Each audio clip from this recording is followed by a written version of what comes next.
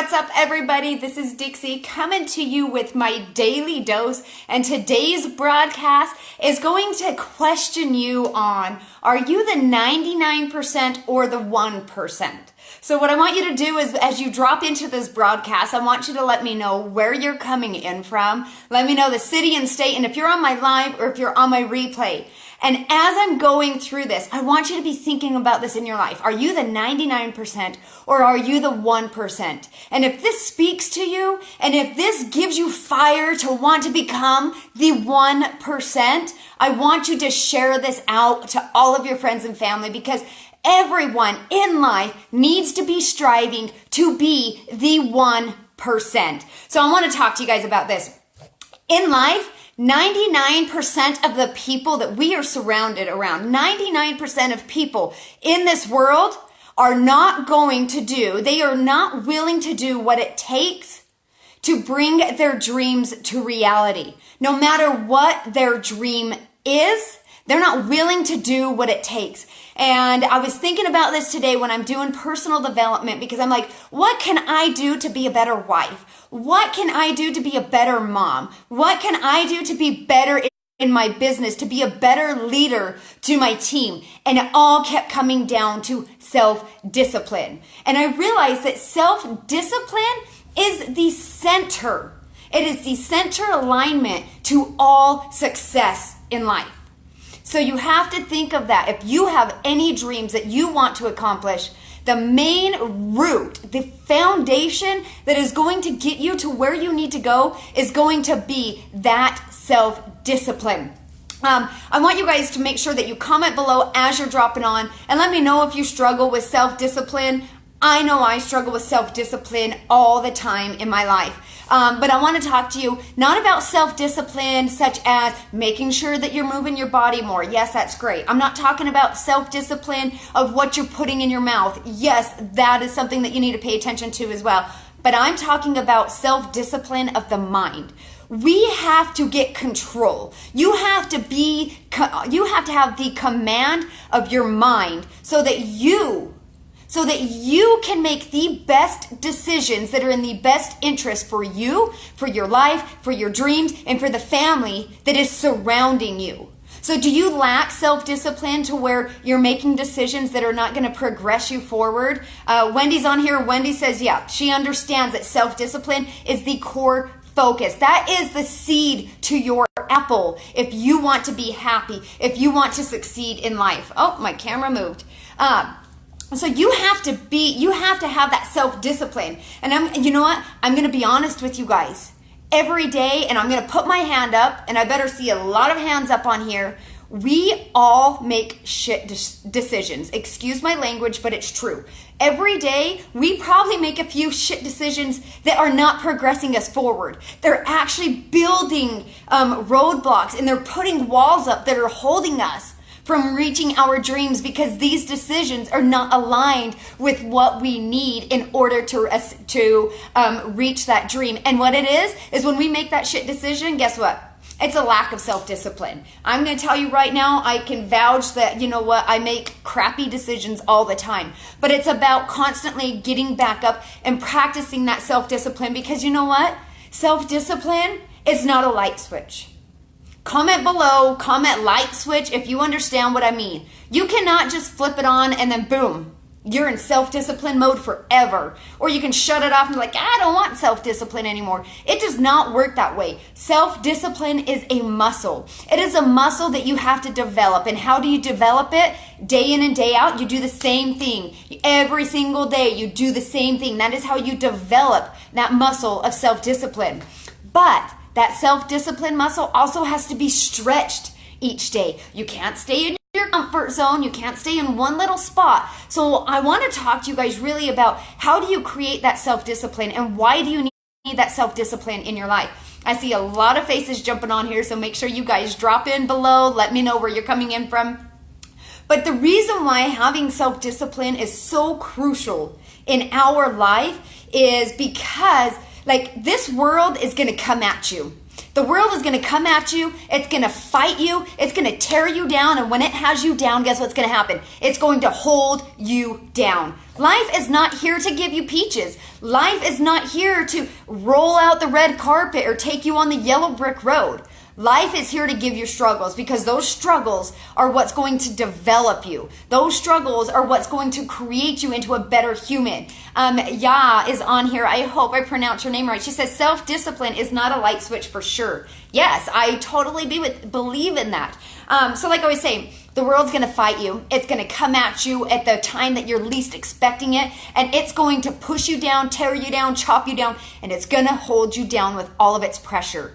So if you don't have self-discipline, guess what you're doing? You're kicking yourself when you're down. When the world is holding you down, you're just kicking and punching yourself when you're down. And we don't want that. So that's why we want to create this your strong mindset. We want to create a strong mind with strong discipline, so that when the world is fighting you, you can fight them back. You can give it the uppercut. When it's trying to hold you down, you can get out from underneath it and you can pull yourself back up, because there's no need for us to kick ourselves while we're already down. We need to create that control so that we can fight back against the world.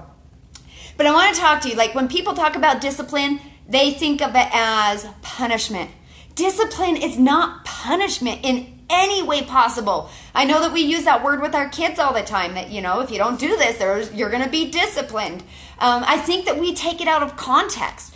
Discipline is making that daily habit of something that you're going to do day in and day out. And it's yourself that is choosing, yes, I'm going to do it because I agreed to it, because that is my goal, because I promised myself.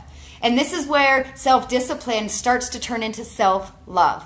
Yes, you guys, self-discipline is self-love. I want you to drop a heart below if you believe that self-discipline and self-love are one and one the same. Because here's the deal. With self-love, you are going to be making actions, and you're going to be taking your behaviors and the things that you think.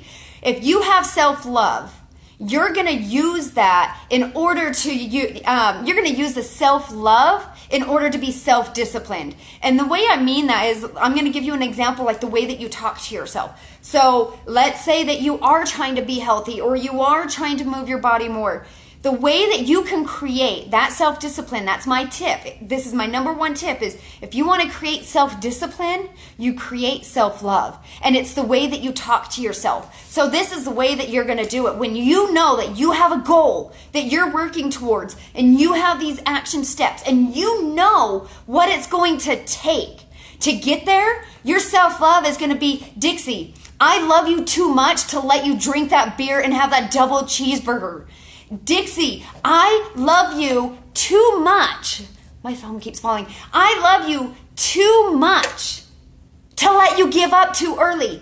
I love you too much to let you quit. I love you too much to let you quit today because you felt like crap yesterday and you fear what's going to happen tomorrow. You have to have that self-love. Because when you're feeling that way, there's not going to be cheerleaders on the sideline saying, Dixie, eat an apple, don't eat a fry. Dixie, do your income-producing activities for your business, because that's what's keeping you home with your kiddos. There's nobody else to do it but you, having that self-love, saying, I love you too much to let you do this. So I want you guys to comment that below. Say, I love myself too much. And every single day when you are about to make a decision, like I was telling you, we make shit decisions all the time. When you're about to make it, guess what? You say, Diane, I love you too much to let you sit on the couch and watch TV instead of going and doing this that you know that you need to do in order to achieve your dreams, in order to live an abundant life. Because you know what, you guys, you got the 99% and you got the 1%. And the 99% that are not willing to do what it takes to reach their dreams, to live in abundance, I call them the walking dead. They may not be 6 feet under, but they are walking dead because they hate life. Their job sucks. They're stuck in a rat race. It's the same thing. You know, it's Groundhog Day over and over and over again. They are dead. They are already dead because they are not living their life. So there's either life or death. What are you going to take? Are you going to be that 1%, create that self-love that is going to turn into self-discipline and be that 1% that loves life? Or are you going to be the walking dead until officially you have a name plaque when you were 6 feet under? Ya says that she loves herself too much. That is awesome. I want you guys to go love that comment. I love myself too much. And if anybody else comments on here, I love myself too much, I want us to rally together and I want us to go love it and like it, because we have to change that mental mindset. We have to become mentally strong. And when we do this, guess what? There's sacrifice. It's not going to be easy, because these struggles, like I said, they are going to build us up and they are going to make us who we are. And you know, when we are going through this and we are trying to create this discipline, guess what? You are going to have to forego immediate pleasurable activities or things that you want to do. You have to forego like the immediate pleasure in order to have long-term self-respect. It's not about what other people think. It's not what my husband's going to think. Oh, he's going to be so proud of me because I ran 5 days this week. No, I'm going to be so proud of me because I did this. I'm going to be so proud because I achieved this. I'm going to be so proud because I love myself too much. It's not about what other people think. It's about you creating that self-respect, that self-love, and that is going to be your self-discipline. If you have self-love, everything is possible, because then, like I said, it's just that snowball effect. You're going to have those behaviors that's going to help build you. And, you know, there's this quote that I heard by Jim Rohn, and I love it. And he talks about that life is the struggle that keeps death at a very pleasant distance. The struggles in life are not here meant to make life crappy, but it's here to help you live a better life when you get through that struggle. So if you have struggles in life, that means that you're keeping death. You're keeping that point where, you know, you're the walking dead. You're keeping it at a very pleasant distance. So don't think that struggles are always bad. Struggles are developing us in who we are meant to be. Because you guys, I'm just going to leave it with this. I mean, I get so passionate about this, and I hope that you guys all agree with me. If you do, you can share this below. You can also subscribe to my broadcast so that you see when I go live. But you know what? We can always have more than what we have, as long as we become more than what we are. And I'm going to say that again. We can always have more than what we've got, because we are 100% capable to become more than what we are now. Comment that below if you understand the power of that. We can have more than what we've got right now in life, because we are capable of becoming more than what we are. And you do that through self-discipline. I told you the center of becoming more is self-discipline. But here's the trick. If you do not change who you are, if you do not become more than who you are right now, you're going to always have what you've got right now in the present. So I'm going to ask you, are you going to be the 99%? Or are you going to get serious, take life by the horns, and are you going to become that 1% that actually lives life, loves life, and is successful? Successful does not mean that you're making millions of dollars a month or a year. Successful has no money correlation to it. Successful means that you are living the life that you have dreamt of living, that you are doing all things that you know you are capable of doing, that you are stretching yourself and you are putting yourself out of your comfort zone to becoming the best person you are. Being successful means that you will leave a legacy with your name when you go. It has nothing to do with how many houses you have, with how many cars you have, with how much money is in your ATM.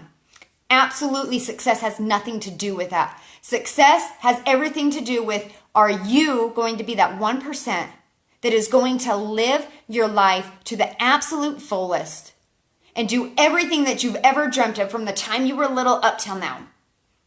So I would like to know, you can comment below, are you going to be the 99% or are you going to be that 1%? I know for damn sure I'm going to be that 1%, you guys. This is Dixie. I'm checking out with my daily dose. And as your hashtag pattern disruptor, I will see you guys all next on my newest broadcast.